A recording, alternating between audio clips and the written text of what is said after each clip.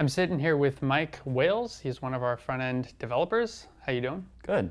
So what are we talking about? We're talking about getting things with no context whatsoever, like this interview. Like this interview, okay. So have you ever been in a situation where someone has handed you a whole bunch of code written in a framework you've never seen before? Okay. You've never seen this code itself before, and you hardly know what it does, and they give you some task to do.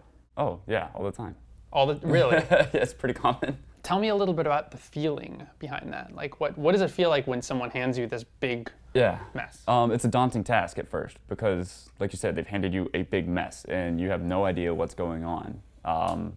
So you just kind of have to make a plan of attack and how are you going to figure out what's going on and how are you going to get the right amount of context to accomplish the task that's been handed to you.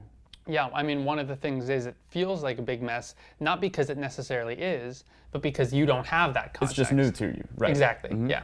So how would you go about getting that context? The first thing I would do is try and track down what libraries or frameworks that application might be using. And hopefully it's something popular or something well documented. And I would just dive into the documentation of that library or that framework. Now, are you looking to get a lot of specific information, like really become an expert in this framework, or are you looking for a big picture? Yeah, just a big picture, just kind of where is stuff at in this framework? What are the best practices that this framework establishes? Just so I can figure out, because I mean, I have this task I need to accomplish. I don't have time to sit here and learn a whole framework.